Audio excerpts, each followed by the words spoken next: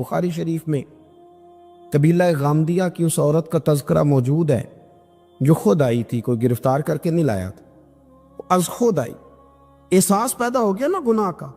یہاں بہت ساری غلطیاں کر کے بھی لوگ جب اپنی بات کرتے ہیں تو کہتے ہیں کبھی یاد تو نہیں کسی کے ساتھ زیادتی کی ہو، یاد تو نہیں کبھی کسی کا، بھئی آپ نے اتنے بڑے ولی ہونے کا دعویٰ کر دیے۔ انسان تو انسان رہتا ہے۔ بڑے بڑے لوگ کہہ گئے کہ یا اللہ اگر انجانے میں بھی بھول گئے ہیں تو ہم سے درگزر فرما، لیکن جب ہم تیار ہی نہیں ماننے کو۔ حضرت انس بن مالک کہتے ہیں وہ خاتون آئی، کو پکڑ کے نہیں لایا، کسی 14 دنوں کے ریمانڈ پہ نہیں اسے منوایا گیا، اسے وہ خود بخود آئی، اور کریم محبوب علیہ السلام کے سامنے جب وہ کھڑی ہوئی تو اتنے درد سے میں نے کم لوگ روتے دیکھے ہیں جس درد سے وہ روئی۔ عرض کرنے لگی حضور میں غلطی کر بیٹھی ہوں، مجھ سے زنا ہو گیا، مجھے پاک کر گئے۔ تو محبوب کریم علیہ السلام نے فرمایا تو کیسے ثابت کرے گی تو نے گناہ کیا؟ یعنی مجرم کو ثابت کرنا پڑ رہا ہے کہ میں گناہ گار۔ یہ وہ کمال ہے کہ انسانوں کو احساس ہونے لگے کہ یہاں ہم غلط ہیں۔ جب اعتراف جرم ہوتا ہے، جب بیماری کی تشخیص ہوتی ہے تو پھر اس کا علاج بھی ہو جاتا ہے۔ حضرت انس بن مالک کہتے ہیں وہ عرض کرنے لگی حضور میرے پیٹ میں ناجائز بچہ ہے۔ حضور نے فرمایا جا جب بچہ پیدا ہو تو پھر آنا۔ وہ 8 ماہ کے بعد آئی تو اس کی گود میں پھول سا بچہ تھا۔ حضور نے فرمایا واپس جا، جب روٹی کھانے لگ جائے تو پھر آنا۔ وہ 2 سال 2.25 سال دودھ پلاتی رہی، پھر جب آئی تو بچے کے ہاتھ میں روٹی کا ٹکڑا تھا۔ کریم محبوب صلی اللہ تعالی علیہ وسلم سے آ کے جب اس نے بات کی تو وہ درد سے روئی، کہنے لگی یا رسول اللہ 3 سال ہونے کو ہیں، میں نے گناہ کیا ہے، میں ساری رات سو نہیں پاتی۔ حضور تڑپتی اگر اس حال میں مر گئی تو اپنے رب کو کیا منہ دکھاؤں گا، مجھے پاک کر دے، میرے حال پہ رحم فرمائے۔ محبوب کریم صلی اللہ علیہ وسلم نے بچہ ایک صحابی کو دیا، فرمایا بچوں کی طرح پالنا، اور کہا اسے لے جاؤ، پتھر مار مار کے اسے سنسار کر دو۔ صحابہ کہتے ہیں اسے پتھر لگ رہے تھے اور حضور بے چینی کے ساتھ ٹہل رہے۔ آ کے خبر دی حضور وہ تو وصال کر گئی، انتقال ہو گیا۔ فرمایا یہاں تک تو بات اس کی تھی۔ حضرت انس بن مالک کہتے ہیں اب محبوب کریم نے صحابیات سے فرمایا اسے غسل دو، کفن پہناؤ، جنازہ تیار ہو جائے تو مجھے خبر کرنا۔ حضرت انس بن مالک کہتے ہیں غسل ہوا، کفن ہوا، جنازہ تیار ہوا تو حیران ہم تب ہوئے جب میرے محبوب نے فرمایا صفے بناؤ، میں خود جنازہ پڑھاؤں گا، میں خود جنازہ پڑھاؤں۔ اور سرکار نے جنازہ پڑھایا تو ایک شخص کی زبان سے نکلا حضور اس ملعون کا معاذ اللہ جنازہ جس نے ناجائز بچہ جنا، اس کے لیے آپ دعا کر رہے ہیں، جنازہ پڑھا۔ حضور فرمانے لگے خاموش ہو جاؤ، تم نے گناہ دیکھا ہے اس کا احساس نہیں دیکھا، تم نے غلطی دیکھی ہے لیکن اس کی توبہ کا انداز نہیں دیکھا۔ اور صاحب کنز العمال نے یہ لفظ نقل کیے ہیں کہ کریم محبوب فرمانے لگے اس نے تو ایسی شاندار توبہ کی ہے کہ اگر میں اپنی ساری امت میں بانٹ دوں تو اللہ سب کی مغفرت فرما دے گا۔ احساس جب پیدا ہو جاتا ہے نا اپنے دل کے اندر کہ یہاں میں غلط ہوں، ان العبد اذا اعترف ثم تاب تاب اللہ علیہ او کما قال نبی صلی اللہ علیہ وسلم، رواہ مشکات۔ حضور نے فرمایا جب کوئی بندہ کہتا ہے نا اللہ میں بھول گیا تھا، اور پھر وہ توبہ کرتا ہے تو رب اس کی توبہ کو فوراً ہی قبول فرما لیتا ہے۔ حضرت عبداللہ بن حذافہ جہاد کر رہے تھے، روم کے عیسائیوں نے گرفتار کر لیا، 1000 آدمی نے مل کے پکڑا، گرفتار نہیں ہوتے تھے صحابی، 1000 آدمی نے گھیرا ڈالا، گرفتار کر کے لے گئے۔ اور جب بادشاہ کے سامنے گئے تو وزیر کہنے لگا بادشاہ بندہ بڑے کام کا ہے، اگر ہمارے قابو آ گیا تو فائدہ دے گا، صحابی ہیں حضرت عبداللہ بن حذافہ، حضرت فاروق اعظم کا زمانہ ہے، اگر قابو آ گیا تو فائدہ دے گا۔ بادشاہ کہنے لگا کیوں، کیا خوبی ہے؟ کہنے لگے ہم 1000 آدمی تھے، یہ اکیلا قابو نہیں آ رہا تھا، 1000 آدمی تھے، اگر ہماری فوج میں شامل ہو گیا تو بہت بڑا جرنیل ملے گا۔ بادشاہ کہنے لگا کوئی مسئلہ نہیں، 2-3 چیزیں ہوتی ہیں بندے کو خریدنے کے لیے، خرید لیتے ہیں۔ بادشاہ کہنے لگا عبداللہ جتنی دولت تجھے چاہیے میں تجھے دے دیتا ہوں، میرے لشکر میں آ جا، معاذ اللہ اسلام چھوڑ دے۔ حضرت عبداللہ بن حذافہ کیا فرماتے ہیں بڑا تو بیوقوف ہے، میں نے دولت کمانی ہوتی تو مدینے میں بیٹھ کے تجارت کرتا، میں دولت کمانے نہیں نکلا، میں تو رسول اللہ کی رضا کمانے کے لیے نکلا ہوا ہوں۔ دولت کمانی ہوتی تو کسی مارکیٹ میں ہوتا، میدان میں آنا تو شہادت ہے مطلوب مقصود مومن، نہ مال غنیمت نہ کشور کشائی. یہ دولت تو لوٹی ہے رسول اللہ کے دروازے کی، جو تو پیچھے پیچھے پھرتی ہے نبی پاک کے غلاموں. یہ کمانی ہوتی تو میں کسی مارکیٹ میں ہوتا، میدان میں تھوڑا ہوتا. عبداللہ بن حذافہ سے ایک دوسری چال چلی. کہنے لگے میاں عہدہ جو تجھے چاہیے، میں بادشاہ ہوں، میرے نیچے جو عہدہ تو کہے گا وہ تجھے مل جائے گا. حضرت عبداللہ بن حذافہ کہنے لگے شاید تجھے پتہ نہیں میری تعریف کیا ہے، شاید تو جانتا نہیں میری تعریف کیا ہے. کہا صاحب کی کیا تعریف ہے؟ کہنے لگے میں رسول اللہ کا صحابی ہوں، اور کائنات میں سب سے بڑا عہدہ مصطفیٰ کے صحابی ہونے کا عہدہ ہے. صحابہ وہ صحابہ تھے جن کی ہر صبح صبح عید ہوتی تھی، خدا کا قرب حاصل تھا، نبی کی دید ہوتی تھی. فرمایا میں نے حضور کے جلوے دیکھے ہوئے ہیں، مجھے عہدے کی ضرورت ہی نہیں، اور میں نے عہدہ لینا ہوتا تو میں سیاست کرتا، میں تو شہادت لینے نکلا ہوں میدان میں، عہدے کا میں نے کیا کرنا ہے. اب بادشاہ کہنے لگا اسے قتل کر دو. وزیر کہنے لگا نہیں، ایک بات اور ہے، مجھے ایک چال اور چلنے دو. کہا وہ کیا؟ کہنے لگے میری بیٹی بڑی خوبصورت ہے، مجھے موقع دو اپنی بیٹی کو سجا بنا کے. وہ جوان جس کی جوانی اتنی بڑی ہے کہ 1000 آدمی مقابلے میں کھڑا نہیں ہوتا، اس جوان کے کمرے میں رات کی تنہائی میں بنا سوار کے بی بی کو بھیجا. وہ بی بی کہتی ہے میں ساری رات بن سور کے اس صحابی کے کمرے میں بیٹھی رہی، لیکن یہ کیا شخص تھا، ساری رات ہی مسلح پہ بیٹھا رہا، ساری رات ہی. کچھ دیر تھک جاتا تو یہ کریم رسول پہ درود پڑھنا شروع کر دیتا. بی بی کہتی ہے سحری ہو گئی تو میں نے چھو کے دیکھا کہ انسان ہے کہ جن ہے، یہ بندہ ہے کہ فرشتہ ہے. چھو کے دیکھا. کہنے لگے پیچھے ہٹ جا. میں نے کہا میں نے تو سنا تھا تو 1000 کے مقابلے میں ہے، اور تو اتنا بے حصہ ہے کہ بنی صبری دلہن بیٹھی ہے، تو نے نظر نہیں کی. عبداللہ بن حذافہ بی بی کہتی ہے نظر پھر نہیں اٹھائی، نظر پھر جھکی ہوئی ہے. کہنے لگے بی بی میں مجبور ہوں، اب میرے اوپر کوئی حسن نہیں چلتا، میں نے جلوائے بددہا کا دیدار کیا ہوا ہے، اب میری نگاہوں میں جچتا نہیں کوئی، اس لیے کہ جیسے میرے سرکار ہے ایسا نہیں کوئی. کبھی بھی اب نہیں کسی کا میرے اوپر جادو چلتا، میں نے مصطفیٰ کو. اور کہا ذرا پیچھے ہٹ کے بیٹھ، مجھے میرے رسول نے غیر محرم سے بچنے کا حکم دیا ہے، ذرا پیچھے ہٹ کے بیٹھ. سحری کا وقت تھا تو بی بی کہتی ہے اس نوجوان کے جملے میرا سینہ چیر گئے، کلیجہ پھٹ گیا، چیخ نکلی، میں کفر کے عالم میں روئی.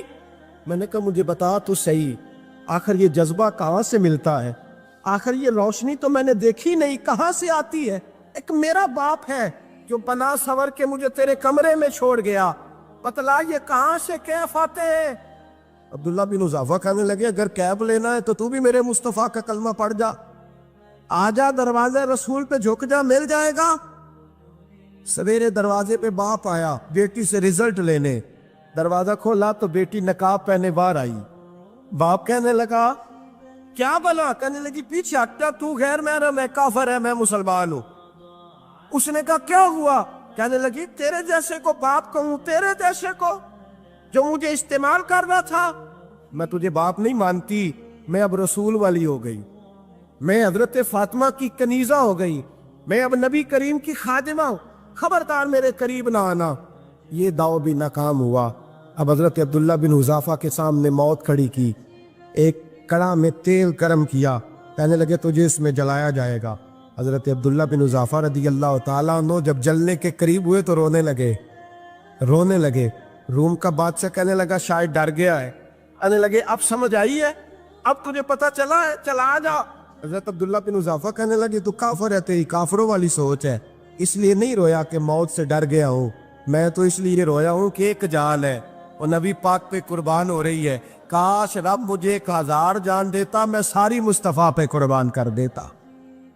ایک سنار نے گلی میں یتیم چھوٹے سے بچے کو گھومتے دیکھا تو سنار بے اولاد تھا، بچے کو اٹھا کے گھر لے آیا. 18 سال اس بچے کی پرورش کی، اس کو پالا پوسا، جوان کیا. سنار کے پاس وہ دکان پہ چلا جاتا، وہ کئی دفعہ دکان پہ رہتا، کئی دفعہ گھر میں رہتا. ایک دفعہ وہ دکان پہ تھا، بچہ گھر تھا، 18 سال کا جوان. اس کی بیوی اکیلی تھی. وہ جس نے ماں بن کے پالا تھا اس نے اسی پہ حملہ کر دیا، اس کا بازو بری نیت سے تھاما۔ بیوی چیخی، تھوڑی دیر گزری تو وہ نوجوان پیروں میں بیٹھ گیا، کہنے لگا اماں پتہ نہیں مجھے کیا ہوا۔ شام کو سنار آیا، بیوی چیخنے لگی، چلانے لگی، کہنے لگی آج عجیب بات ہوئی، جس کو میں نے جگر کا خون دے دے کے پالا اسی نے گندی نظر ڈالی۔ سنار محب حیرت ہے، بیوی کا خیال تھا کہ لات اٹھائے گا، ڈنڈا اٹھائے گا، نوجوان کو مارے گا، لیکن وہ رونے لگ گیا۔ اس نے کہا آج اس نے میرا بازو تھاما ہے، جانے کیا کیا ہے۔ پریشان ہونے لگ گیا، سجدے میں گر گیا، کہا تو بتاتا کیوں نہیں؟ تو وہ سنار کہنے لگا اس کی غلطی نہیں، 18 سال کے بعد آج مجھ پر بھی شیطان سوار ہوا تھا۔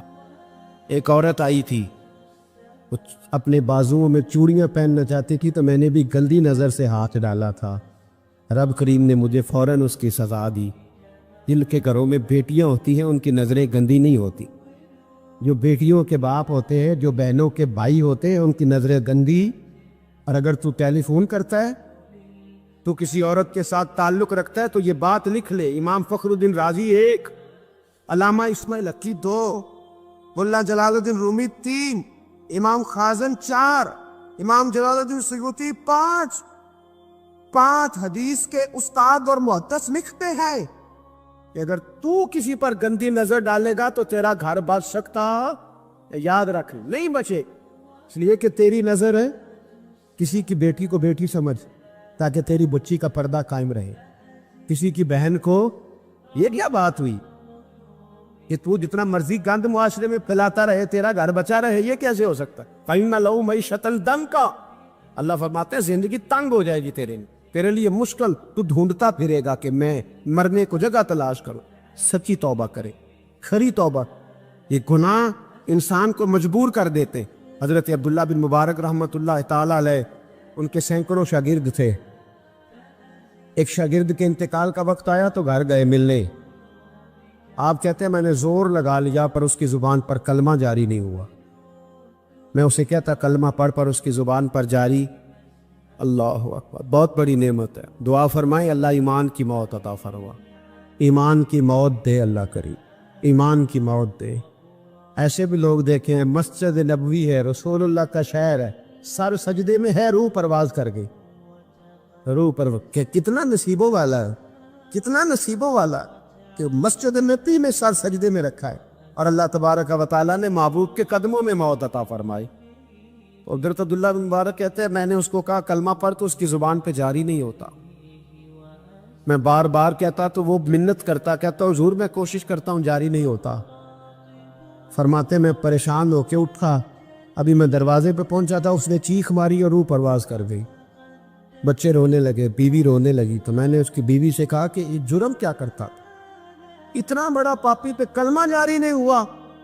اس کی زوجہ کہنے لگی حضرت جی 2 گناہ تھے اس کے، ایک تو یہ شراب کا عادی تھا، روکتی تھی باز نہیں آتا تھا، اور دوسری بات یہ کہ یہ اپنی اماں کا نافرمان تھا، وہ 2 گلیاں چھوڑ کے رہتی ہے، یہ کبھی ملنے نہیں گیا تھا، اس بوڑھی کا کلیجہ اس کی طرف سے بڑی تکلیف میں تھا۔ حضرت عبداللہ بن مبارک کہنے لگے جا تو بھی دعا کر، اس کی ماں کو بھی کہہ دعا کرے کہ یہاں تو یہ کلمہ نہیں اسے نصیب ہوا، اللہ کرے اللہ آخرت کی منزلیں اس کی بہتر فرما دے۔ حضور صلی اللہ علیہ وسلم کے پاس ایک مہمان آ گئے رات کے وقت میں، جب وہ آئے تو حضور نے پوچھا کھانا کھانا ہے؟ تم نے کہا کھانا ہے۔ جھوٹ اور بھوک کو جمع کرنا منع ہے، کہا جی کھانا ہے۔ تو حضور صلی اللہ علیہ وسلم نے فرمایا ازواج مطہرات کے گھروں میں پتہ کرو کچھ ہے۔ حضرت ام سلمہ کے گھر میں پتہ کیا تو کہا یا رسول اللہ 4 دن سے روٹی نہیں پکی۔ حضرت زینب سے پوچھا تو کہا حضور کئی دن سے چولہا ہی نہیں جلایا۔ حضرت عائشہ صدیقہ، حضرت میمونہ، حضرت سودا، تمام گھروں سے بظاہر یہ 2 جہاں کے شاہ ہیں پر پاس کچھ رکھتے نہیں، 2 جہاں کی نعمتیں ہیں ان کے خالی ہاتھ میں، ہر چیز ہے پر فقر اختیاری ہے، کوئی شے نہ ملی۔ نبی پاک صلی اللہ علیہ وسلم نے مسجد میں اعلان کیا، فرمایا کون ہے جو میرے مہمان کو روٹی کھلائے؟ ان لفظوں کا حسن کوئی حسن والا ہی سمجھ سکتا ہے، فرمایا کون ہے جو میرے مہمان کو کھانا کھلائے؟ تو ایک صحابی لے گئے اور اٹھے، وہ صحابی جو صحابہ میں غریب تھے، ایک انصاری جو غریب آدمی تھے، بہت زیادہ امیر آدمی اللہ کی راہ میں خرچ نہیں کر پاتا، اس کے لیے مشکل ہو جاتا ہے۔ اس کے لیے بہت امیر آدمی جو ہوتا ہے نا، وہ جتنا زیادہ امیر ہوتا ہے نا، اتنی دیوار اس کے گرد کھڑی ہو جاتی ہے پیسوں کی، مشکل ہو جاتا ہے اس کے لیے۔ غریب آدمی کھڑے ہوئے، اگرچہ میرے محبوب کے غلاموں میں جو بڑے امیر تھے وہ بھی خرچ کرنے میں بڑے آگے تھے، حضرت عثمان غنی رضی اللہ تعالیٰ عنہ، حضرت عبد الرحمن ابن عوف، حضرت ابو بکر صدیق رضی اللہ۔ لیکن یہ غریب آدمی کا حضور میں لے جاؤں گا، میں لے کے جاؤں، اور یہ بخاری مسلم ہے۔ حضور نے فرمایا لے جاؤ، وہ اب سے آپ بھی گھر لے گئے اور بیوی سے مشورہ کیا، بات پہ غور کرنا، ہر چیز کی بھوک دیکھی جا سکتی ہے، بچوں کی نہیں دیکھی جا سکتی۔ وہ انصاری حضور کے مہمان کو گھر لے گئے، جا کے بیوی سے مشورہ کیا، کہا بھلی مانس گھر میں کچھ ہے؟ تو اس نے کہا تھوڑا سا بچوں کے لیے کھانا رکھا ہے، بچوں کے لیے۔ بچے تو بزدل کر دیتے ہیں، بچے تو آدمی کو بزدل کر دیتے ہیں، بچے تو مار دیتے ہیں، کلیجہ پھٹ جاتا ہے بچہ بھوکا ہو تو، نیند نہیں آتی۔ اب صحابی اپنی بیوی سے کیا کہتے ہیں؟ کہتے ہیں بچوں کو بہلا کے سلا دے، اور رسول اللہ کے لیے نہیں، رسول اللہ کے مہمان کے لیے، بھائی نبی پاک کے لیے نہیں، حضور کے تجھ سے در در سے سگ اور سگ سے ہے مجھ کو نسبت، میری گردن میں بھی ہے دور کا پٹکا تیرا، تجھ سے در در سے سگ سگ سے ہے مجھ کو نسبت۔ لمبی بات ہے کہ بچوں کو سلا دو۔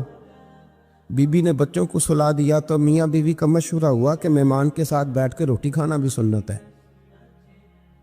تو اب مہمان کے ساتھ بیٹھ کے کھانا بھی ہے، تو کھانا ہے ایک دو آدمی کا۔ اب خاوند اپنی بیوی کو تیار کرتا ہے کہ میں بھی کھانے پہ بیٹھ جاؤں گا، تو بھی بیٹھ جانا، اور جب مہمان کھانے میں ہاتھ ڈال لے تو اٹھنا، کہنا او ہو دیا تو صحیح کیا ہی نہیں، ابھی بجھ جائے گا، اور جا کے دیا بجھا دینا۔ ہم ہاتھ ہلاتے رہیں گے، مہمان روٹی کھاتا رہے گا۔ اور یار اس درد کو، اس کیف کو سمجھو، گھر میں بچے بھی بھوکے، بچوں کی ماں بھی بھوکی، بچوں کا باپ بھی بھوکا، دسترخوان پہ روٹی لگ گئی، روٹیاں چون ڈالیں، بی بی اٹھی کہنے لگی او ہو چراغ تو صحیح کیا ہی نہیں، یہ تو بجھ جائے گا۔ حوصلے مند بی بی جس نے بچے بھوکے سلا دیے، وہ بھوکے سوئے ہوئے بچوں کی بھوکی اماں اٹھی اور اپنے خاوند کی تابع داری میں اٹھی، میں گڈی تے ہتھ ڈور سجن دے، وہ جنج رکھے اونج رہنا ہے، اٹھی اور اس نے نہ دیا ٹھیک کرنے کے بہانے بجھا دیا۔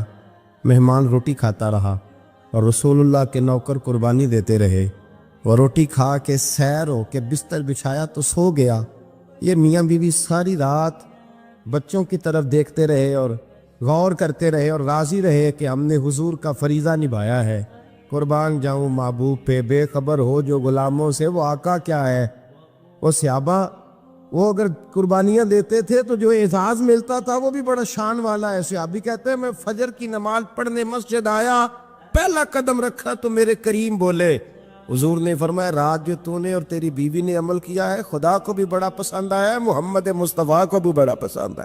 اور پھر ایک لفظ اور ہے حدیث میں، ایک روایت میں کچھ جملے اور بھی ہیں۔ حضور نے فرمایا جب تو اور تیری بیوی رات مہمان کے ساتھ احسار کر رہے تھے نا، تو عرش کا مالک تمہیں مسکرا کے دیکھ رہا تھا، رب تمہیں دیکھ کے مسکرا رہا تھا، رب تمہیں دیکھ کے مسکرا، تر دامنی پہ شیخ ہماری نہ جائیے، ہم دامن نچوڑ دیں تو فرشتے وضو کریں۔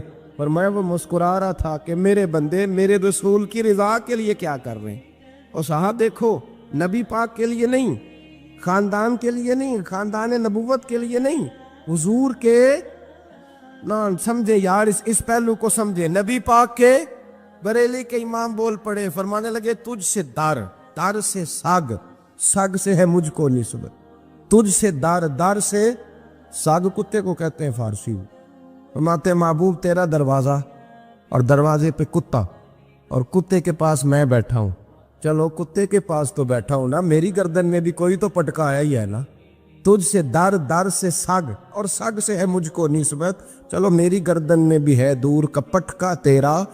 قرآن مجید بول اٹھا، رب کریم نے فرمایا حبیب یہ تیرے غلام وہ ہیں کہ وَيُقْصِرُونَ عَلَىٰ أَنفُسِهِمْ وَلَوْ كَانَ بِهِمْ خَصَاصَةٌ، فرمایا ان کا حال یہ ہے کہ جس چیز کی شدید حاجت ہوتی ہے وہ بھی اپنے بھائیوں پہ قربان کر دیتے، وہ دے دیتے ہیں تیرے نام پہ، جب مکے والے مدینے آئے انصار مدینہ تو میرے مصطفیٰ کریم نے فرمایا نہ تمہاری نسلیں ایک ہیں نہ قبیلے ایک ہیں، لیکن تمہارا نبی ایک ہے، تمہارا رسول ایک، خدا ایک، کتاب ایک، تمہارا میری وجہ سے رشتہ ہے۔ چلو اپنے بھائیوں کے ساتھ احسار کرو، چلو احسار کرو۔ اگر کسی کے 2 مکان تھے تو اس نے ایک اس کو دے دیا جو مکے سے آیا تھا، 2 باغ تھے تو ایک دے دیا، کسی کے پاس ایک تھا تو آدھا بانٹ کے دے دیا، ہر چیز تقسیم کر دی۔ حالات بدل جاتے ہیں، حالات بدل جاتے ہیں۔ تلک الایام نداولها بین الناس، اللہ لوگوں کے درمیان دن بدل دیتا ہے، حالات بدل گئے۔ بڑا مال غنیمت آیا، بنو نذیر کا علاقہ فتح ہوا تو میرے رسول پاک صلی اللہ تعالی علیہ وسلم نے انصار مدینہ کو اکٹھا کیا، فرمایا بھئی مال اب بڑا آ گیا ہے۔ 2 باتیں، یہاں تو اس طرح کرتے ہیں کہ میں ان کو کہتا ہوں جو مکے سے آئے تھے کہ جتنی تمہاری جائیدادیں باغ انہوں نے لیے ہیں واپس کر دیتے ہیں تمہیں، اور جو مال آیا ہے وہ بھی تم میں سے آدھا آدھا دونوں کے درمیان بانٹ دیتے ہیں، یا جیسے تمہارا دل چاہے، تمہارے مال بھی واپس کرتے ہیں اور جو وہاں سے مال آیا وہ تمہارے بیچ بانٹ دیتے ہیں، یا اگر تم کہو تو یہ مال ان کو دے دیتے ہیں مہاجرین کو، تمہیں تمہارے مال واپس مل جاتے۔ حضور نے پوچھا انصار مدینہ سے، حضرت سعد بن معاذ، سعد بن عبادہ تڑپ کے کھڑے ہوئے، عرض کی محبوبہ میں تو ابو بکر کو جانتا ہی نہیں تھا، حضور مجھے کیا پتا عمر کون ہے، میں کیا جانوں عثمان غنی مولا علی کی عظمتوں کو، محبوبہ میں نے تو تجھے ان کی طرف مسکرا کے دیکھتے ہوئے دیکھا ہے، تیرا جلوہ دیکھا ہے، تجھ سے در در سے ساگ ساگ سے ہے مجھ کو نسبت، یا رسول اللہ صلی اللہ علیہ وسلم ہم سے مشورہ نہ کریں، آپ اس طرح کریں جو جائیدادیں ہم نے انہیں دی ہیں وہ بھی ان کے پاس رہنے دیں، اور جو مال آیا ہے وہ بھی ان میں تقسیم کر دیں، اس لیے کہ ہمیں تو بس اتنا پتہ ہے کہ یہ آپ کے غلام ہیں، آپ کے نوکر ہیں، ہمیں اس سے زیادہ کسی چیز کے کوئی غرض، بس آپ کے غلام ہیں، بات ختم ہو گئی۔ حضور خاموش ہو گئے۔ صحابہ کہتے ہیں دیر کے بعد ہم نے کہا فیصلہ ہونا چاہیے، فیصلہ پتہ کیا ہوا؟ حضور نے ہاتھ اٹھائے، کہا اے اللہ میرے مدینے والوں پہ رحم فرما، اے اللہ میرے انصار پہ رحم فرما، اللہ ان کے جذبے قبول فرما۔ بھائی اظہار والی زندگی، وہ کیا بات ہوئی کہ میں نے بڑی قربانی دی ہے، تو اور جب تک تو قربانی نہیں دیتا تو قدر والا نہیں ہوتا۔ جو چیز قربانی سے حاصل ہوتی ہے اس کی قدر ہوتی ہے، جو چیز مفت میں آ جاتی ہے اس کی کوئی قدر نہیں ہوتی، کوئی قدر نہیں۔ میں اکثر سوچتا ہوں کہ حضرت خواجہ اجمیری کے خلیفے اجمیر میں بھی تو ہونے چاہیے تھے نا، لیکن ان کے خلیفے اجمیر میں نہیں ہوئے، دلی میں ہوئے۔ تو میں سوچتا ہوں دلی والوں کے خلیفے دلی میں ہونے چاہیے، لیکن دلی میں نہیں ہوئے، پاک پتن میں ہوئے، تو پاک پتن والوں کے یہاں ہو جاتے، اس لیے کہ قربانی جو دیتا ہے نا، جو دور سے چل کے آتا ہے وہ قربانی کرتا ہے، قربانی دیتا ہے، اس کو قدر زیادہ ہوتی ہے۔ ہم نے کسی شے کے لیے کبھی قربانی نہیں دی، نہ دین کے لیے، نہ قرآن کے لیے، نہ مسجد کے لیے، نہ شیخ کے لیے، نہ طریقت کے لیے، قربانی تو ہے ہی نہیں۔ تو جو شے مفت ملتی ہے اس کا نہ مزہ آتا ہے نہ قدر ہوتی ہے۔ جو چیز قربانی کر کے لیتے ہو نا، قربانی کر کے، اس کی قدر ہوتی ہے۔ کسی لیے کہا تھا کسی درویش نے، اس نے کہا تھا قدر نبی دا ایک کی جانن دنیا دار کمینے، قدر نبی دا جانن واگے سو گئے وچ مدینے۔ ان سے پوچھو نا، ان سے پوچھو ان حضرات کو کتنی قدر تھی۔ قربانی اپنی زندگی میں دینا سیکھے۔ ایک ہوتی ہے بندے کی ذاتی خواہش، اس کو کچلنا بڑا مشکل ہوتا ہے۔ قربانی بڑی ضروری چیز کا نام ہے، اور جو قربانی دینا سیکھ جاتا ہے وہ بچ جاتا ہے۔ کتیا 6 بچے جنم دیتی ہے لیکن قربانی نہیں نہ دیتی بچوں کی، تو ریوڑ نہیں بنتے، اجڑ نہیں بنتے۔ بکری 2 بچے پیدا کرتی ہے اور سال کے بعد ہزاروں بچوں، لاکھوں بچوں کی قربانی دیتی ہے، پر پھر بھی جدھر جاؤ بکرے ہی بکرے نظر آتے ہیں۔ جو قربانی دینا سیکھ جاتا ہے نا، یزید نے کوئی قربانی نہیں دی، اس لیے کوئی شخص بھی کھڑا ہو کے نہیں کہتا، حالانکہ 14-15 بیٹے تھے یزید کے، کوئی بھی کھڑا ہو کے نہیں کہتا میں اس کی نسل میں سے ہوں۔ امام حسین نے ساری قربانی دے دی۔ ایک زین العابدین بچے تھے، پوری دنیا میں اللہ نے سید عطا فرمائے ہوئے ہیں۔ جو قربانی دینا سیکھ جاتا ہے وہ بچ جاتا ہے۔ ہم نا قربانی کیا، ہمارے پاس تو اضافی شے ہے وہی دینے کو تیار نہیں۔ جب آپ تیار ہی نہیں تو سودا ہی نہیں کر، آپ نکلے ہی نہیں میدان میں، تو حاصل کیسے ہو؟ حصول تو تب ہوگا نا جب آپ کوئی انویسٹمنٹ کریں گے. تو آپ انویسٹ ہی نہیں کر رہے تو بھائی آپ نے پودا ہی نہیں لگایا تو پھل کیسے ملے؟ قربانی نہیں دی تو وہ درجہ کیسے ملے؟ اس کے لیے تو قربانی ضروری ہے. اب تمام صحابہ کی زندگی پڑھ لیں، حضرت ابو بکر سے لے کر حضرت بلال تک، یہ سارے قربانی والے ہیں. آپ تمام اولیاء کی صفت پڑھ لیں، حضرت غوث اعظم، جیلانی، داتا علی اجویری، خواجہ معین الدین، یہ سب قربانی والے لوگ ہیں. قربانی دیتے رہے تو بچے ہوئے ہیں. ان کے جو ساتھ تھے وہ بھی قربانیوں والے تھے. قربانی حصہ ہے طریقت کا، قربانی ضروری ہے. اور ہمارے صوفیاء تو کہتے ہیں جس شخص نے تصوف میں آ کے قربانی نہیں دی. بزرگوں کے پاس ایک شخص آیا، غالباً خواجہ نظام الدین محبوب الہی کی بات ہے، میرے ذہن میں نام پورا نہیں سما رہا. تو ایک مرید نے آ کے کہا حضور زکوٰۃ کتنی دینی ہے؟ فرمایا 2.5%. تھوڑی دیر کے بعد حضرت نصیر الدین چراغ دہلوی آ گئے، کہا حضور اللہ کے راستے میں کتنے دینے ہیں؟ فرمایا 50%. ایک ساتھی قریب بیٹھا تھا، اس نے کہا پہلے کے لیے 2.5% کا فتویٰ تھا، اس کو کہہ دیا آدھے دے دے. چند منٹ گزرے تو حضرت امیر خسرو بھی آ گئے. کہا حضور زکوٰۃ کتنی دینی ہے؟ فرمایا جو ہے سارا ہی لے آ، تیری 100% ہے. تو وہ ساتھی جو قریب بیٹھے تھے اس نے کہا بابا فتوے علیحدہ علیحدہ ہیں. فرمایا فتویٰ ایک ہی ہے، بندے علیحدہ علیحدہ ہیں. فتویٰ ایک ہی ہے، مجھے پتہ ہے کون کتنے دے سکتا ہے. وہ جس کو میں نے 2.5% کہا ہے وہ بھی جا کے حساب کتاب کرے گا، اس نے 2.5 بھی پورا نہیں دینا. اور فرمایا جس امیر خسرو کو میں نے کہا نا سارا لے آ، اس کا دل کرے گا میں اپنا مکان بھی توڑ کے لے آؤں. میں نے فتویٰ ایک ہے، بندہ دیکھ کے بات کی ہے. بھائی قربانی نہیں ہے، اظہار ہی نہیں ہے، جذبہ ہی نہیں ہے، ہمارا مزاج ہی نہیں ہے. لیکن نا یہ اب ایک تو شریعت کی قربانی ہے نا یہ، تو اس پہ بھی لوگ بڑا سوچیں گے، اس پہ بھی لوگ بڑا سوچیں گے. فتوے پوچھتے پھریں گے کہ جی میرے اوپر تو ابھی میں نے تو 15,500 قرضہ دینا، دوں کہ نہ دوں، کون سی دوں؟ فتوے پوچھیں گے. دینے کی دفعہ فتوے پوچھیں گے اور لینے کی دفعہ چھٹی، جو آتا ہے آنے دو. کبھی لینے کی دفعہ بھی فتویٰ پوچھنا صاحب کہ یہ مجھے اتنا مال آ رہا لے لوں کہ نہ لوں. وہ لے لیا، قابو کر لیا. جب دینے کی باری آئی تو فتویٰ اظہار کرے. اور اظہار صفت ہے مسلمان کی، یہ اظہار کرنے لگتا ہے تو بچنے لگ جاتا ہے، اس کا فائدہ ہونے لگ جاتا ہے. قربانی دینے لگ جاتا ہے تو بچ جاتا ہے. کسی نے کہا تھا سن اے مسلمان، یہ نقطہ فیض قرآنی میں ہے، عظمت و اسلام اور مسلم صرف قربانی میں ہے. اگر تو جینا چاہتا ہے تو قربان ہو. حضرت سیدنا ابو بکر صدیق فرماتے ہیں میں حضور کے سامنے بیٹھا، ایک شخص آیا، اس نے آ کر کے کہا یا رسول اللہ صلی اللہ تعالی علیہ وآلہ وسلم، یہ میرے ہاتھ کے اندر خنجر ہے، میں قتل کر کے آیا ہوں. قاتل کھڑا ہوا. ایک طرف قرآن مجید کا حکم ہے کہ جس نے ایک آدمی کو قتل کیا پوری انسانیت کو قتل کیا. حضور یہ خنجر ہے، قتل کر کے آیا ہوں. میرے مصطفیٰ نے فرمایا کس کو قتل کیا؟ عرض کی حضور سگی بہن کو مارا ہے. سگی بہن تھی، میں نے قتل کر دی. میرے نبی پاک صلی اللہ علیہ وسلم نے فرمایا کیوں مارا؟ پیار نہیں تھا؟ کہا محبوبہ بہن سے کس کو پیار نہیں ہوتا، بڑا پیار تھا، پر مارا کیوں؟ تو صحابی رونے لگے، کہنے لگے محبوبہ میں بڑا پیار کرتا تھا، پر وہ کافرہ تھی، مشرکہ تھی، بڑا پیار کرتا تھا. جب بھی اس کے پاس جاتا وہ آپ کے بارے میں بات چھیڑ دیتی. میں اس کو کہتا سارا کچھ کر لے، میرے نبی کے بارے میں بات نہ کر دو. میں ہر شے سہ لیتا، پر مصطفیٰ کریم کی ذات کے بارے میں کوئی بات برداشت کرنے کی طاقت نہیں رکھتا. یہ والا جملہ نہ کہنا. میں اس کو روکتا، منع کرتا، تو باز نہ آتی. کہتے ہیں آج اس نے اتنی سخت بات کی کہ میں اس کا گلا کاٹ آیا ہوں، قتل کر دیا ہے. حضور میرے لیے حکم کیا ہے؟ تو نبی پاک نے فرمایا جا، تیرے اوپر کوئی سزا نہیں، تو نے جو کیا ہے اچھا ہی کیا ہے، نہیں اچھا کر ڈالا ہے جو تو نے کیا ہے.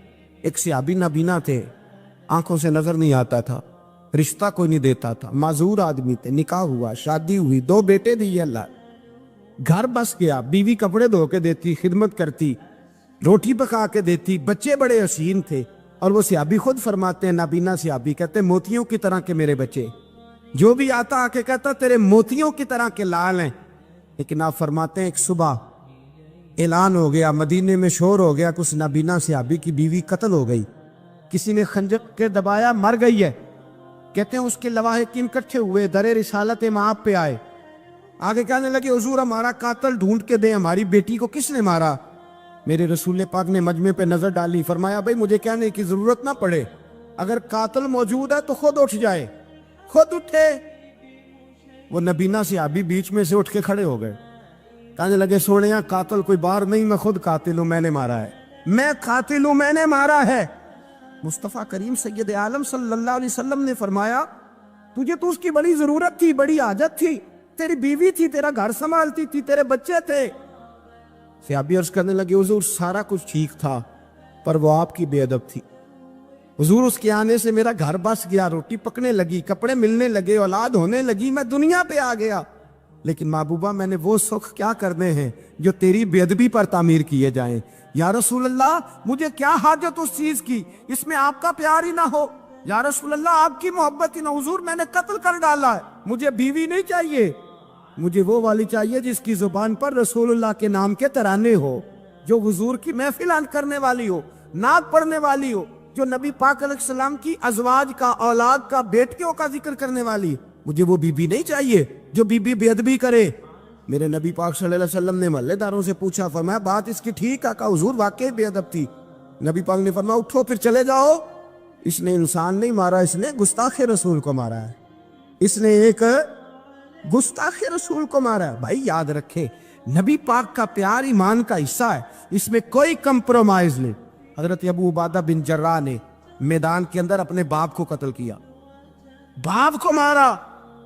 حضور سید عالم صلی اللہ علیہ وسلم نے کہا ابو عبادہ تو نے باپ ہی مار دیا ہے؟ کہا حضور باپ نہیں چاہیے، رسول اللہ کا وفادار چاہیے، حضور وفادار چاہیے۔ نبی پاک صلی اللہ تعالی علیہ وآلہ وسلم کی محبت اصل دین ہے، اصل دین۔ صحابہ کرام نے ہر چیز سے بڑھ کر رسول پاک سے پیار کیا، ہر چیز سے بڑھ کر، بھلا دی دنیا ساری انہوں نے، لیکن رسول پاک سید عالم صلی اللہ علیہ وسلم کا پیار انہوں نے اپنے دل سے نہیں بلایا، اپنی اولادیں لا کے حضور کی خدمت میں پیش کر دی، اپنے بچے لا کر پیش کر۔ حضرت عائشہ صدیقہ رضی اللہ تعالیٰ عنہ فرماتی ہیں ساری زندگی ابو بکر صدیق نے ڈانٹا نہیں، میرا باپ رفیق تھا، شفیق تھا، مہربان تھے، کوئی کبھی انہوں نے سخت گھورا بھی نہیں ہماری طرف۔ لیکن کہتے ہیں ایک دن میں حضور کے ساتھ گفتگو کر رہی تھی، بچی تھی، میری آواز ذرا بلند ہوئی تو کہتے ہیں جناب ابو بکر صدیق رضی اللہ تعالیٰ عنہ باہر سے دوڑے آئے، اندر آئے، حضرت ابو بکر نے تھپڑ اٹھایا، میرے منہ پہ مارنے لگے، حضور آگے بڑھے، بچایا۔ میں نے کہا ابا جی آپ نے تو گھورا بھی کبھی نہیں، یہ کیا ہوا؟ حضرت جناب عائشہ صدیقہ کہتے ہیں ابو بکر صدیق رو پڑے، کہنے لگے عائشہ میرے اوپر سے پہاڑ بھی گزر جائیں تو مجھے تکلیف نہیں ہوتی، اور میرے مصطفیٰ کے سامنے کوئی اونچا بولے بھی تو میرا دل ٹوٹ جاتا ہے۔ خبردار، حضور سید عالم، حضرت عمر کا زمانہ تھا، کچھ لوگ آئے کہیں اور کے رہنے والے، مسجد نبی میں اونچی آواز میں بولنے لگے، اونچی آواز میں باتیں کرنے لگے۔ حضرت عمر نے بلایا، فرمایا ادھر آؤ، کون ہو، کہاں سے آئے ہو؟ کہنے لگے کوئی شام کا ہے، کوئی کسی ملک کا ہے۔ آپ فرمانے لگے تمہیں پتہ نہیں یہ روضہ رسول ہے؟ تمہیں پتہ نہیں یہ حضور کی مسجد ہے؟ لا ترفعوا اصواتکم فوق صوت النبی، تمہیں خبر نہیں تم کہاں آئے ہو؟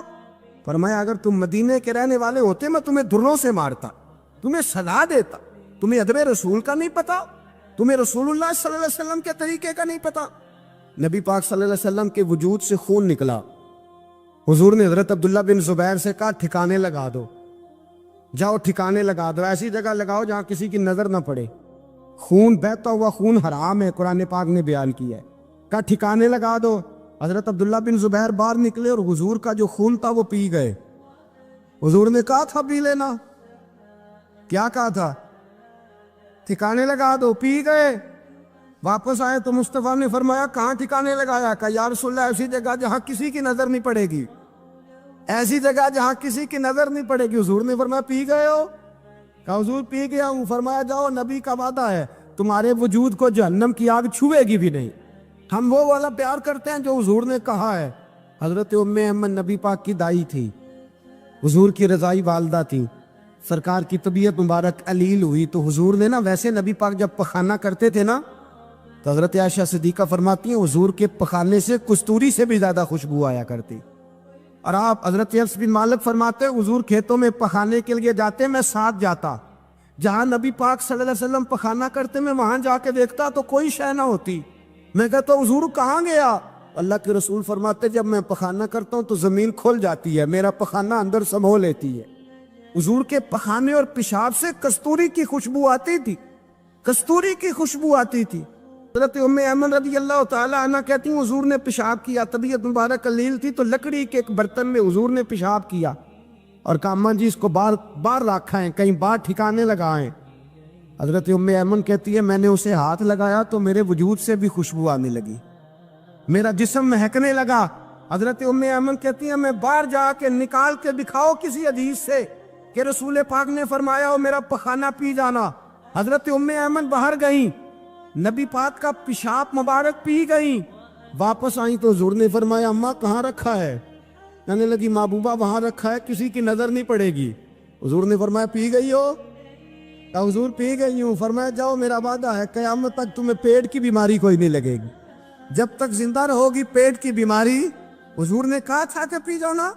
بھائی یاد رکھے رسول اللہ صلی اللہ علیہ وسلم کے صحابہ جو حضور کی تعظیم کرتے ہیں تو اس کا حکم نہیں دیا نبی پاک، لیکن وہ جانتے جب تعظیم کی باری آئے تو جو بھی کام تعظیم کا ہوگا، جو کام بھی عزت کا ہوگا وہ عزت دی جائے گی۔ ایک صحابی حضور علیہ السلام کی گھوڑے کو کجاوا بالا کرتے تھے، کاٹھی ڈالتے تھے۔ حضور نے کہیں نہیں کہا کہ وضو کر کے ڈالنا، غسل کر کے ڈالنا، کہیں نہیں کہا۔ رسول پاک صلی اللہ علیہ وسلم رات کو کہہ دیتے کہ صبح جانا ہے تو گھوڑا تیار کر دینا، اونٹ تیار کر دینا۔ ایک دن اللہ کے محبوب سویرے اٹھے، گھوڑا تیار تھا، حضور بیٹھے تشریف لے گئے۔ جب تشریف لے گئے نبی پاک صلی اللہ علیہ وسلم تو حضور واپس آئے تو بلایا، ان سے ابھی کا نام تھا حضرت اسلہ بن شریک، ان کو بلا کے حضور نے فرمایا یار آج کجاوا تو نے نہیں باندھا۔ وہ رونے لگے، کہنے لگے محبوبہ اس کا مطلب ہے میرا باندھنا آپ کو پسند آتا ہے، اس کا مطلب ہے میری خدمت قبول ہے۔ فرمایا تو نے نہیں باندھا؟ یا رسول اللہ نہیں۔ فرمایا کیوں نہیں باندھا؟ کیا جواب ہے، کیا حسن ہے۔ کہنے لگے یا رسول اللہ میں صبح اٹھا تو میرے اوپر غسل فرض تھا، اگر میں بغیر غسل کے ہاتھ لگاتا حضور کو نہیں نبی پاک کے گھوڑے کے کجاوے کو، کہا حضور گھوڑے کے کجاوے کو بغیر غسل کے ہاتھ لگاتا تو بے ادبی تھی، اور اگر غسل کرتا تو حکم ماننے میں دیر ہوتی تھی، یہ بھی بے ادبی تھی، لہذا کسی اور کی ڈیوٹی لگائی۔ صحابہ نے حضور کی وہ تعظیم کی جس کا حضور نے حکم نہیں دیا تھا نبی پاک نے کہ یہ والی تعظیم کرو۔ ایک دن حضرت عمر فاروق جناب ابو بکر صدیق سے ملنے آئے، کہنے لگے ابو بکر ایک کام سے آیا ہوں۔ کہا عمر کہو۔ امیر المومنین کے پاس آئے جناب عمر، ایک کام سے آیا ہوں۔ کہیے۔ کہنے لگے ایک شے کی ضرورت ہے، مانگوں گا تو آپ دے دیں گے؟ جناب عمر فاروق رضی اللہ تعالیٰ عنہ کہنے لگے میرے بس میں ہوئی تو ضرور دے دوں گا، تو میرا بھائی ہے بات تو کر۔ تو حضرت عمر نے پتا کیا مانگا؟ کہنے لگے ابو بکر وہ جو غار ثور میں تم 3 دن حضور کے ساتھ رہے ہو نا، میں 3 راتیں نہیں مانگتا، ان میں سے مجھے 1 رات دے دو۔ اور کیا لفظ ہیں، کیا حسن ہے۔